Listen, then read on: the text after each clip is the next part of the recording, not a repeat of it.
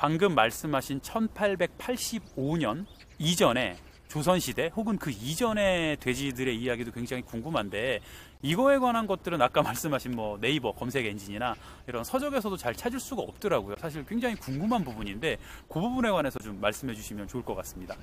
우리나라 육식의 역사 중에 돼지고기의 역사 정말 찾기 어려워요. 특히 이제 조선시대 이전의 시대는. 근데 대충 이렇게 보는 것 같아요. 고구려 시대, 부여 시대 이런 북방계형의 우리 조상들은 상당히 돼지고기를 많이 먹었습니다. 근데 그게 이제 고구려가 불교가 들어오고 나서부터 육식에 대한 기록들이 사라지는 것 같아요.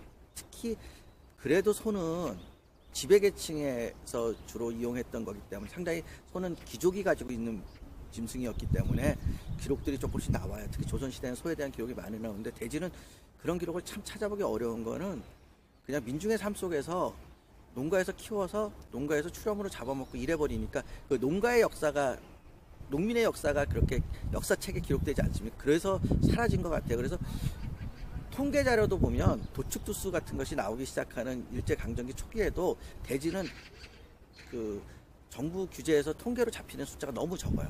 소만 있고, 소는 정확하게 나름대로 카운팅이 되는데 돼지는 다 출염으로 마을에서 그냥 자가도축으로 잡아먹어 버리니까. 근데 이제 재밌는 거는 그 고구려 북방 계열이 상당히 많이 먹었고, 이쪽에 남쪽 사람들은 돼지고기를 많이 안 먹었던 것 같아요.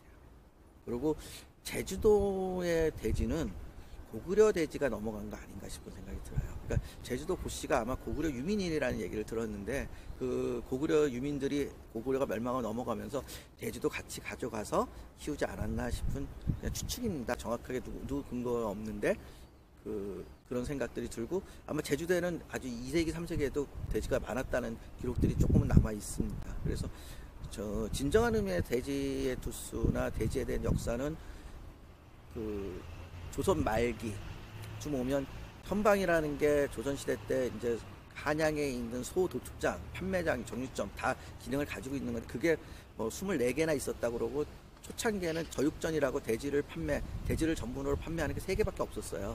근데 나중에 조선 후기에 가면 80개로 늘었다, 이런 얘기들이 나오는 거 보면 조선 후기가 고기를 많이 먹었고, 그러다 보니까 돼지고기를 또 그 많이 먹는 고기 속에 들어갔다.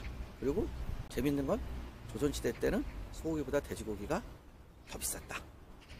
귀하니까, 그리고 유통되지 않으니까, 뭐 그렇게 보셔야 될 것 같아요. 그러니까 그 자가 소비용이었다고 보고, 그 마지막으로 조선시대 돼지나 뭐 일제강점기 우리나라 초기에까지도 돼지는 채비동물이에요.